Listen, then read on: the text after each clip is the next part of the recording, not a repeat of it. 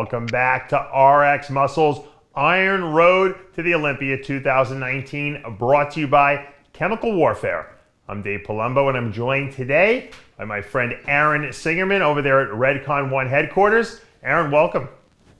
Thank you for having me, as usual, Dave. Always a pleasure to be back at my old home, RxMuscle. I like to have you for these prediction videos we do. Of course, this is going to be the Mr. Olympia prediction video, because I think you and I are the only people who will actually select actual competitors in a ranked order. No one else will go on record. Everyone's always like, well, here's my top 6 in no particular order, and here's my this and that. You and I will lay it on the line like Jimmy the Greek did years ago, even if we're wrong, right? Yeah. We've been doing that for quite some time, and I know back in the day, you had to consider, you too, not just me, we both had to consider the powers that be and not upsetting people and your press passes, and you don't want to make Robin Chang angry, and now screw that guy. Who the hell is he these days, right? That's right. And thank God for our good friend Dan Solomon in there, right? Dan Solomon, a way better guy, a way better dude, much more respectful, a better promoter, just all around good guy. So you don't have to worry about those kind of things, and so we could say whatever we want, whatever the truth is for us, right? The great thing also is that, and this is has been the case for 10 years, no one promotes the Olympia more than we do. That's the funny thing. Yeah, it's crazy. I think back of all the times, Dave, of how much we were promoted it, how hard we pushed it, and the lengths we went to promote the Olympia. I mean, doing when we couldn't get press passes, doing the play-by-plays in the hotel room and sneaking around outside to do interviews. You don't want anybody seeing us out there. Yeah. So crazy. It's crazy to think, right? That here we are trying to promote the show, and it's like we're like wanted men. Right.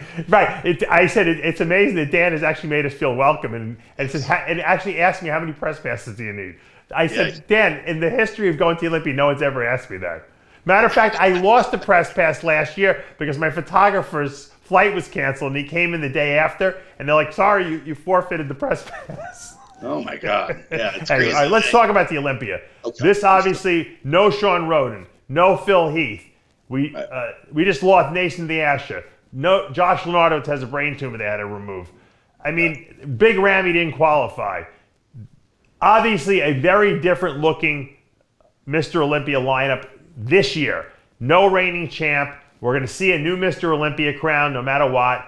And a lot of people think that's a bad thing. A lot of people say, well, it's an asterisk here. I think it's a great thing. I actually think, Aaron, that we're going to get something that's going to change the face of bodybuilding for the next 5 to 10 years in the future now by what happens at this year's event.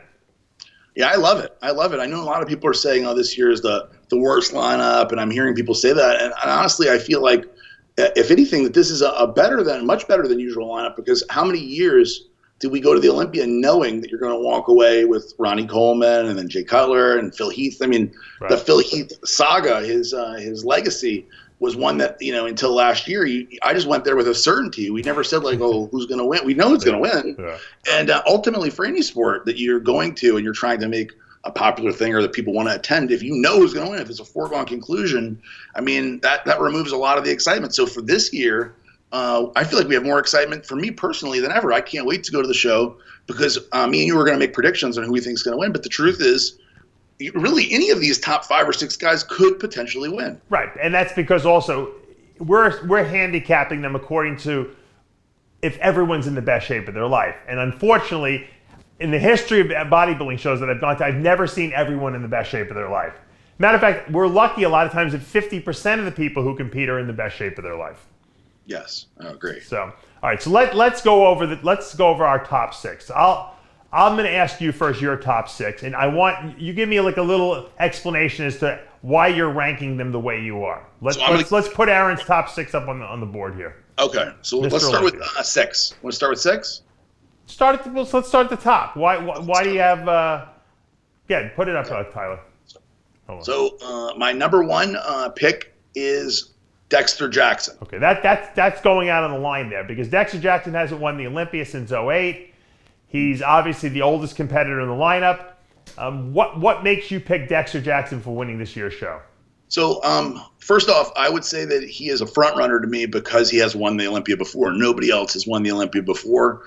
Dexter is very consistent. I saw him in Tampa, and I was impressed with how he continues to look. I feel like he got his midsection under better control. I think he knows that the midsection is something that he needs to continue to improve on.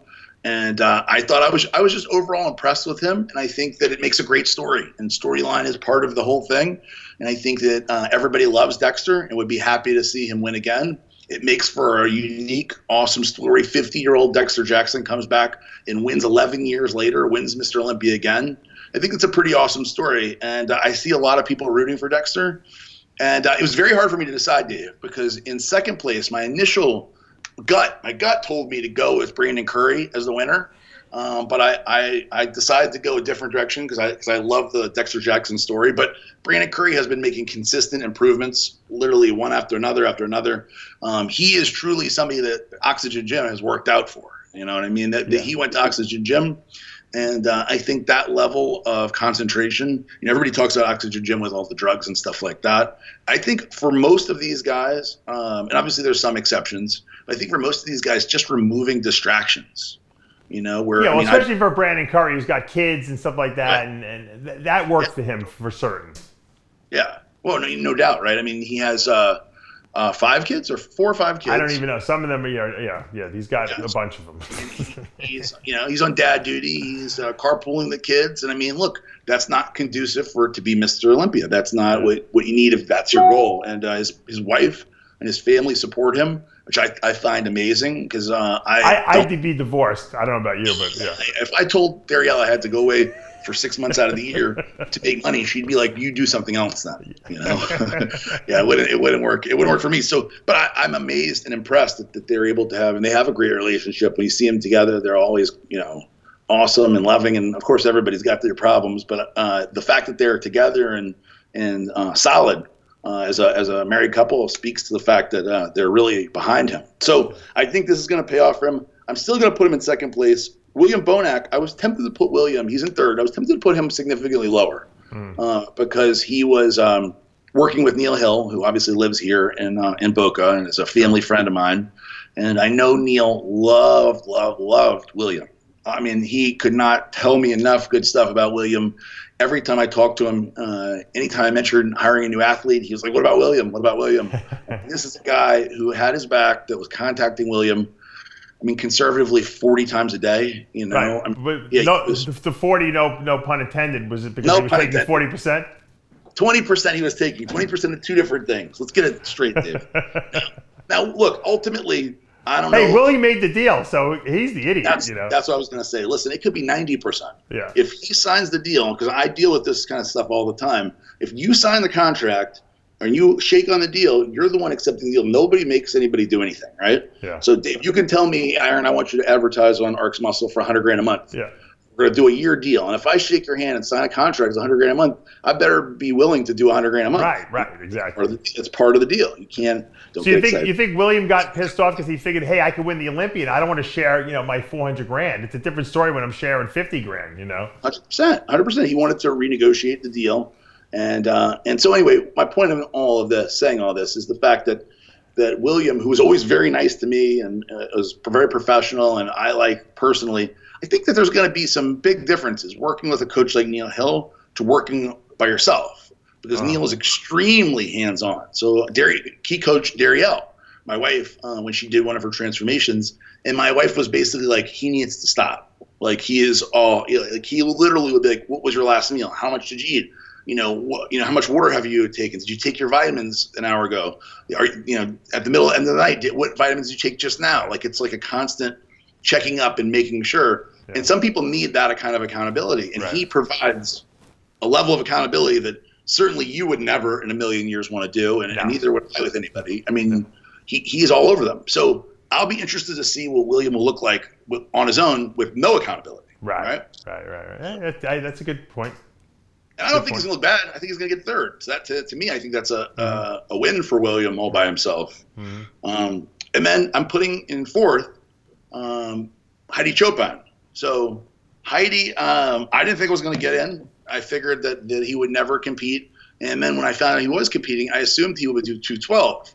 And if he was doing 212, I would have put him first place for sure. I would have given him first place for sure. Right. And you'd have a very upset Derek Lunsford if he would have done that, right? But I think he's going to make a big impact. in the open. I think that I'm friends with Cutler, and just like you are, and Cutler told me that he is the real deal. That he saw him compete live and in person, and he was blown away and thinks that he could win the Olympia.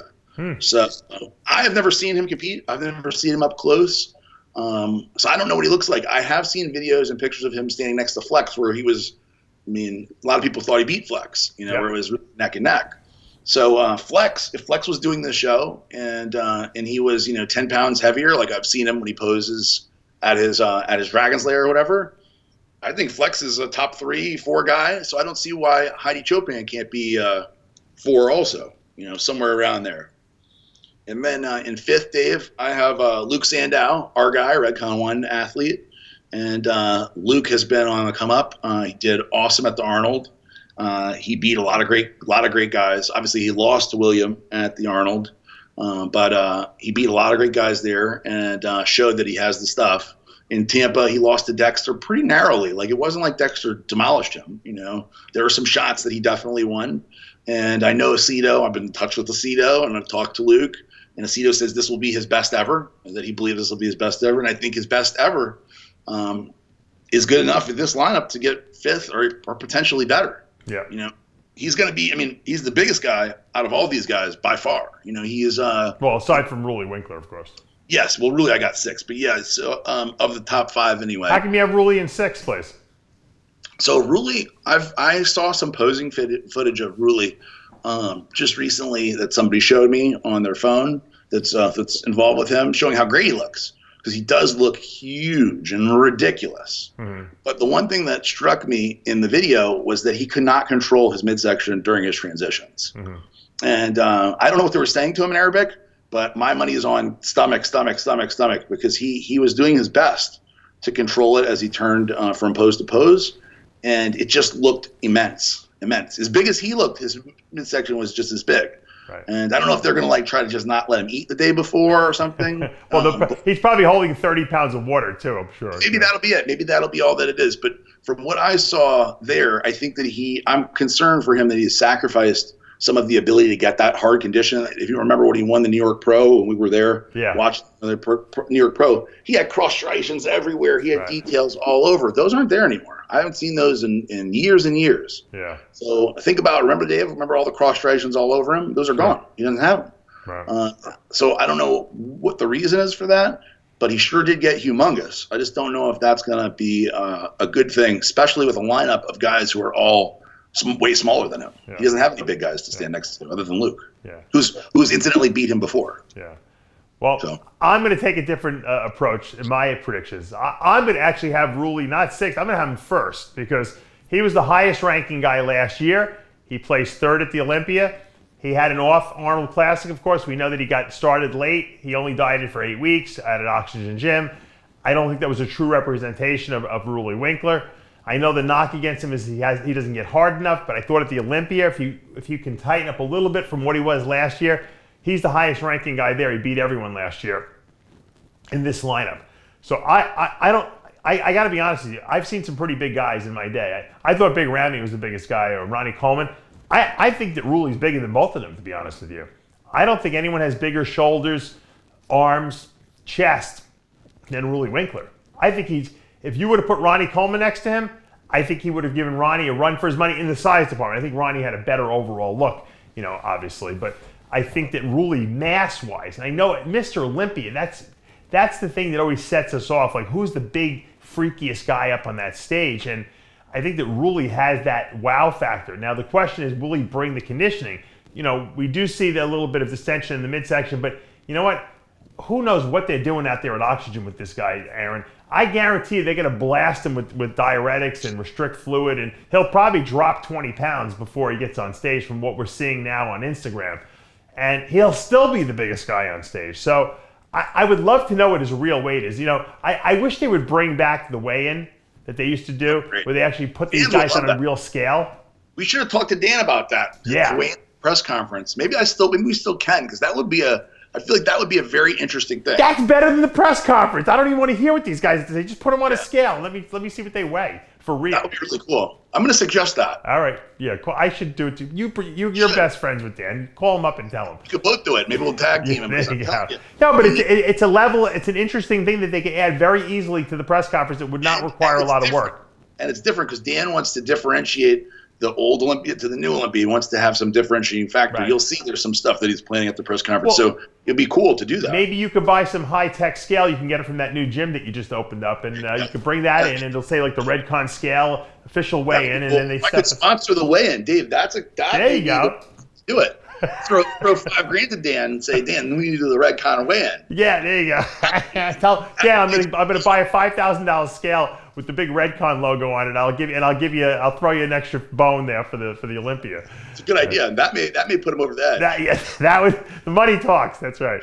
So I have Roelly winning. I have Currie in second because I think Currie is the number one surging guy. He's got the most momentum after that big Arnold win. He beat Bonac, and what you got to remember is he beat Bonac at his best. And that had to hurt Bonac because Bonac, and a lot of people thought Bonac should have won, and it was very close, but the judges felt that Currie's physique was better. So that tells me that Bonac can't beat Currie if Currie comes in at his best because we've seen them both at their best, and Brandon came out ahead. So that's why I have Currie ahead of Bonac in the placings. Now, that doesn't mean that Currie's going to come in shape. I've seen some footage of Currie, and to me, he looks like he's big, but he doesn't look as hard as he did. But I don't know. Once again, bodies changed over the last 2 weeks a lot because fluid retention disappears. So I have Roelly first, Brandon second, and then Bonac third, of course, because Currie and Bonac are like almost neck and neck. I think Dexter convincingly won Tampa, obviously, but he almost lost to Luke Sandow. Okay, now Luke has been surging. I think he's one of the best new talents out there. I have him in my top 6, as we'll see.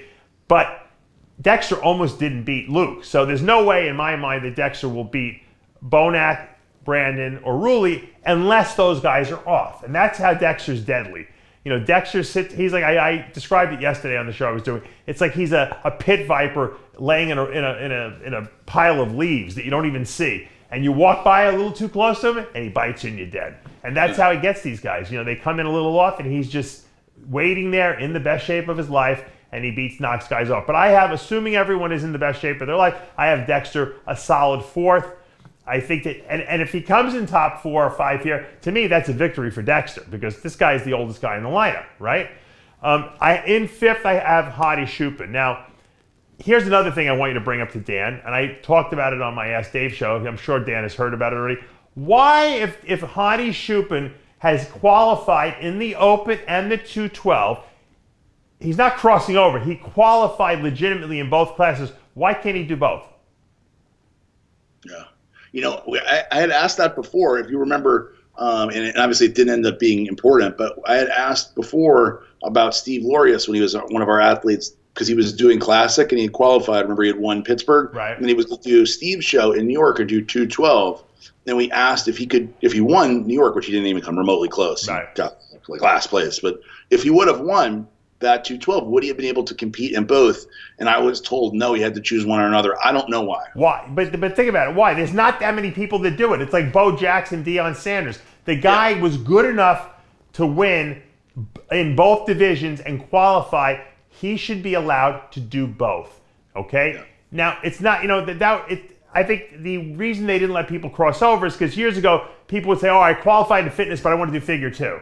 No, well, you know what? You didn't qualify in figure. You qualified in fitness, so there's no crossing over. But if you do qualify in both, let's say you do a fitness show and a figure show and you win both, you should be able to do both divisions. I mean, it doesn't cost them any money to allow this. What would be the negative against having him do both divisions? Yeah, you're already there. Also, I would love to see the short guys versus the tall guys at the end, right? Well, yeah, I want to see the overall pose down. I want to see the Classic, the 212, and the Open guy pose down against each other. And then crown the ultimate champion. Yeah, right? Yeah. But I'm just saying, even still, if Hadi Choopan is good enough to qualify in both divisions, he should be allowed to do both divisions. That's how it should run. Yeah, I agree. Makes sense. Yeah. Now I have Luke 6th behind Hadi. Once again, they have very similar physiques. Hadi's a little shorter. I think he's got a little bit more muscle maturity. assuming that, the conditioning is both the same, I think I give the nod to Hadi. But once again, Hadi's a lot shorter than Luke, so it'll be that. I think they'll be close to each other. And once again, this is my predictions based on everyone being in the best shape of their life. Will that happen? Absolutely not. Probably half those guys we just mentioned will not be in the best shape of their life. I'll tell you one thing. If Dexter wins the Olympia, it'll be the greatest story of all time. I would love to see it just because that would be win number 30 for him. Second Mr. Olympia. He's 51 years old or 50, whatever. He's going to be 50 in November. Great story, right? I mean, he should retire after that if that happens. He won't. No, of course not. He's having too much fun. Isn't it funny? Dexter Jackson's physique looks like it's, could be a 20-year-old physique. But when he lets that gray beard grow, and he looks like Morgan Freeman. He looks like he's 60. But when he shaves and everything like that, he looks exactly the same as he always does. I think he purposely likes that understated look. So people almost take him for granted, right? It's funny. I think they have the only real major difference in our lineups, and is that I'm saying Dexter and you're saying Roelly, and then it's almost reversed. Yep. So I feel like we should do some sort of like a gentleman's bet. There should be something on the line. All right. Whose place is better? So your guy is Roelly and my guy is Dexter. Yeah. We should put something on the line. What can we do? How do we make it interesting? All right. You put up your Lamborghini Ventadora, right? Sounds just interesting for you, Dave. And I'll put up this bottle of Creolize that I'm giving away for free on the website with the purchase of $20 or more. This is what we'll do, Dave. I make a deal. If you win, if Roelly wins, right? I mean, and he beats Dexter. It doesn't matter what place. Right. They could be 5th and 6th. Okay. If Roelly wins, I will cut a Species commercial for you. Oh, okay. And if you win, I win, you do a Redcon commercial for me. All right. That's good. Yep. I already do Redcon commercials for you already. I wear the shirt. No, I'm gonna write. I want it to be. It'll be a Redcon. Oh, I gotta come act it out. I got you. All right. Yeah, you have to say the best, whatever in the world, the best pre-workout in the world. The best bar in the world. I'll give you the bars. All right. I'm gonna make it hard for you, Dave. It's got to be something that you got. Then unless I can say the best fiber in the world. Okay. Yeah. All right. Deal. We'll make that bet. All right. So let's wrap this up. We're gonna, say goodbye right now, but we're gonna come back and we're gonna do the 212 predictions because that is another Mr. Olympia division that's wide open. So I'm Dave Palumbo. I want to thank Aaron Singerman for joining us, and we will see you next time. This is RxMuscle's Iron Road to the Olympia 2019, brought to you by Chemical Warfare.